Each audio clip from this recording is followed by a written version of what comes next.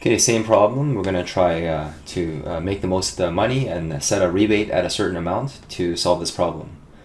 We sell 200 items per week at $350 each normally.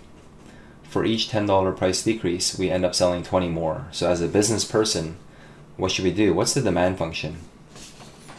So we have this nice equation here. The price should be $350. That's the normal price. But it's going to be adjusted. We're going to decrease it down by a little bit. And this function here, P is going to be the y-axis, X is going to be the x-axis here. And what's happening here is that we have a line equation. So in some ways, this is a demand function because as we adjust the price, as we decrease the price going down, what ends up happening is the number of units, X, goes to the right, it increases demand. So as you can see here, normally when X is 200, which is the normal default 200 items per week, we end up selling 350 units. That's normal. And what's happening here is, so this is a line equation. This is the slope. This is the slope. And what we have here is a negative 10 over 20. Now, why negative 10? Because it says here, for each $10 price decrease. So starting from this point, if we go down in price by 10, we end up going 20 to the right. So this is a rise over run, the rate of change. So think of your slope-intercept form. Normally the y equals mx plus b. The 350 would be the normal y-intercept. However, when you have x minus 200, this is like a transformation, shifting 200 units to the right. So this line equation matches this graph over here.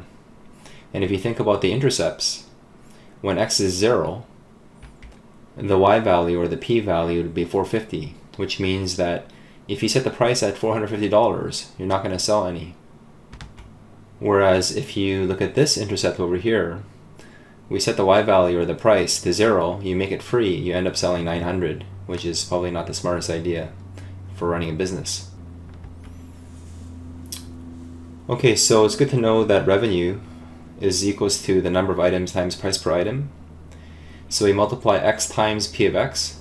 So p of x is the line equation up here, which simplifies if you do distribution. By the way, negative 10 over 20 is the same thing as negative 1/2. It simplifies to be 450 minus 1/2 x. So when you multiply by x, you get this revenue function here, which is a quadratic. You find the derivative of 450x is 450. Use power rule here, 2 times 1/2 becomes 1. X to the 1 just becomes x. Using calculus, we're talking about revenue, and the goal is to maximize revenue. We want to find the maximum, the local maximum. We're always going to set the derivative equals to 0. So 0 r prime is equals to 450 minus x. Use basic algebra, the negative x goes over, x equals 450. So we found the x value in which revenue is maximized. So what should we set the price to? The price function is this here. Substitute x equals 450 here, and you can see that the price should be $225. Now what was the original price? It was $350. So the rebate is going to be the difference. The original price minus the price that we're aiming for. And so we're going to save you $125 off, and that's the rebate.